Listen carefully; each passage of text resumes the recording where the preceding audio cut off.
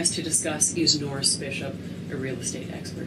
Good morning, Norris. Good to see you. Good morning. Good to see you. Now, you're an expert on foreclosure, so let's talk about that for a moment. Do you think that there's potential for people in the foreclosure process to have less incentive to fight foreclosure on a home if it's been damaged?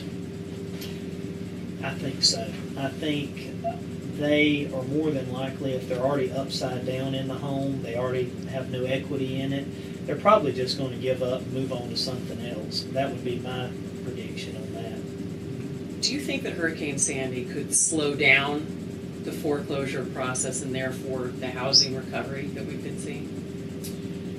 I don't think it'll slow down the foreclosure process. A lot of the banks, if someone's in default on their payments, they're going to continue to follow through with the foreclosure process. So as far as that goes, I don't think we're going to see much change. I do think in those areas we're going to see a lot of new growth, and that's going to be a positive thing for the market. But as far as the foreclosure situation, I don't think that's going to affect it. So Norris, I guess it's a given that insurance costs automatically go up after something like this.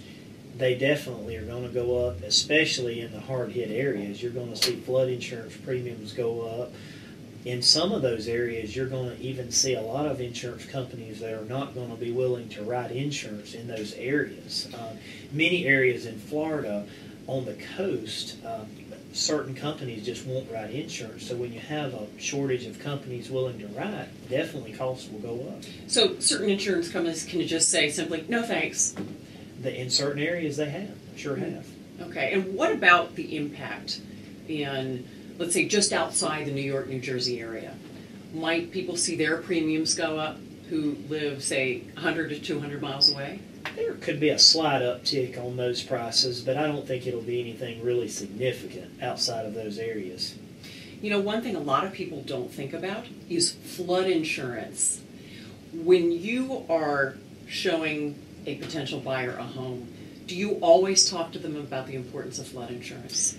I always cover that with them. I think if you're in an area, if you're near any kind of body of water or in any low-lying area, even if flood insurance is not required by your lender, I definitely think it's something important to look into if the cost is not extremely high. If cost is extremely high, then it may not be worth it to you. Unless you live in an area that's prone to flooding. Right. And then you really should just bite the bullet and go ahead and get flood insurance no matter what. I think so.